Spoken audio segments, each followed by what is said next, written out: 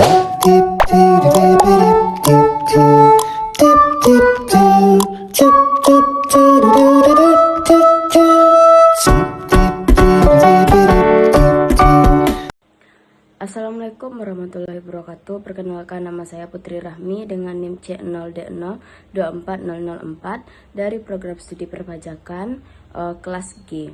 Baiklah, di sini saya akan mempresentasikan pemungutan pajak penghasilan pasal 21 final dan pasal 26 bagi SPLN dengan dosen pengampu Bapak Dr. Wimi Eka Putra SE MSI dan Ibu Sheila Aprilia Murdi Dayanti SPNMA. Salah satu jenis pajak yang memiliki peran besar dalam kontribusi penerimaan negara adalah pajak penghasilan atau PPH. Pajak ini dikenakan atas setiap tambahan kemampuan ekonomis yang diterima atau diperoleh wajib pajak, baik dari dalam maupun luar negeri, yang dapat dipakai untuk konsumsi maupun menambah kekayaan. Dalam praktiknya, PPH memiliki berbagai ketentuan sesuai dengan jenis penghasilan dan subjek pajaknya. Di antara ketentuan tersebut terdapat PPH pasal 21 dan PPH pasal 26. PPH pasal 21 pada dasarnya dikenakan atas penghasilan yang diterima oleh orang pribadi dalam negeri sehubung dengan pekerjaan, jasa, atau kegiatan. Namun, dalam kondisi tertentu, pemotongan pajak yang dilakukan bersifat final. Artinya, pajak tersebut tidak dapat dikreditkan dan tidak perlu digabungkan lagi dengan surat pemberitahuan SPT atau SPT tahunan. Pemotongan PPH 21 final umumnya diterapkan untuk penghasilan tertentu seperti honorarium atas kegiatan atau imbalan jasa profesi tertentu. Rumusan masalahnya di sini, yang pertama, apa yang dimaksud dengan PPH pasal 21 final dan apa dasar hukumnya. Yang kedua, bagaimana mekanisme pemotongan PPH pasal 21 final. Yang ketiga, siapakah yang dimaksud dengan subjek pajak luar negeri atau SPLN. Yang keempat, bagaimana ketentuan pemungutan PPH pasal 28 bagi SPLN. Yang kelima, apa perbedaan dan persamaan antara PPN pasal 21 final dan pasal 26. Pengertian dan dasar hukum PPH pasal 21 final. Pajak penghasilan pasal 21 atau PPH pasal 21 adalah pajak yang dikenakan atas penghasilan berupa gaji, upah, honorarium, tunjangan, serta pembayaran lain dengan nama dan dalam bentuk apapun yang diterima oleh wajib pajak orang pribadi dalam negeri sehubung dengan pekerjaan atau kegiatan.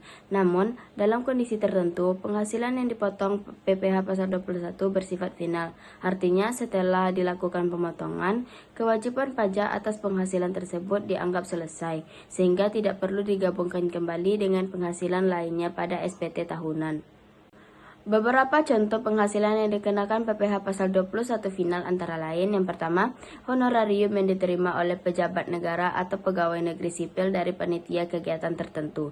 Yang kedua, uang saku atau hadiah perlombaan yang diterima oleh individu. Yang ketiga, imbalan kepada tenaga ahli tertentu dalam kegiatan dengan sifat final sesuai ketentuan. Mekanisme pemotongan PPH pasal 21 final. Mekanisme pemotongan PPH pasal 21 final pada dasarnya melibatkan tiga pihak. Pemberitahuan penghasilan atau pemotongan pajak, penerimaan penghasilan atau wajib pajak orang pribadi, dan negara. Yang pertama, pemotongan dilakukan saat penghasilan dibayar atau terutang. Yang kedua, besarnya tarif tergantung pada jenis penghasilan yang diterima. Misalnya, hadiah lomba atau undian bisa dikenakan tarif final sebesar 25% dari jumlah bruto.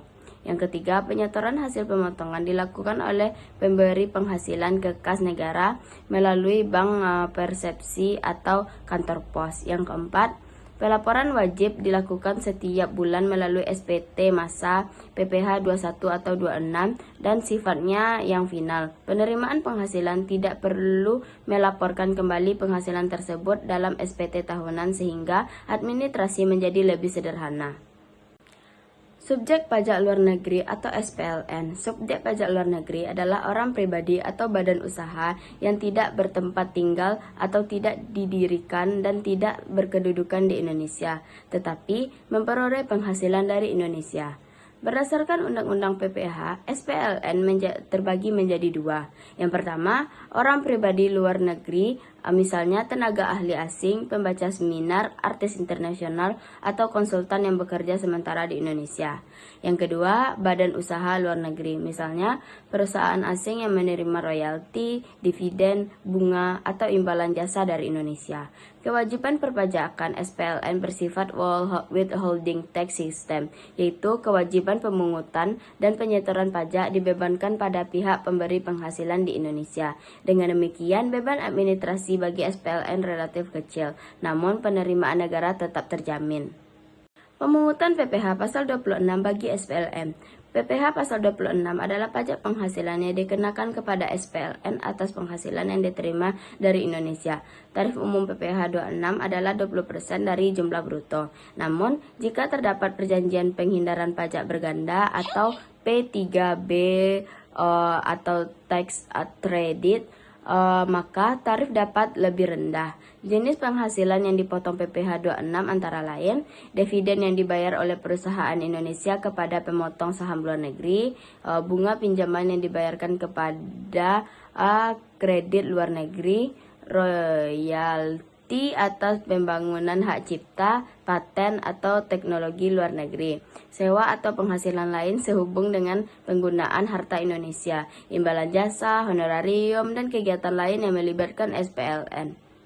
Kesimpulan yang saya dapat di sini yaitu PPh pasal 21 final dikenakan pada wajib pajak orang pribadi dalam negeri atas penghasilan tertentu, bersifat final, dan kewajiban pajaknya selesai setelah dipotong serta disetorkan ke pemberi penghasilan. PPh pasal 26 berlaku untuk subjek pajak luar negeri atau SPLN yang memperoleh penghasilan dari Indonesia dengan tarif umum 20% dari bruto atau lebih rendah bila ada P3B. Perbedaan utamanya, PPh 21 final ditujukan untuk orang pribadi dalam negeri dan bersifat final, sedangkan PPh 26 untuk orang luar negeri dan yang penghasilannya langsung dipotong. Kedua pasal ini menunjukkan sistem perpajakan Indonesia adil dan menyeluruh agar semua pihak yang menerima penghasilan ekonomi di Indonesia ikut berkontribusi pada pembangunan nasional.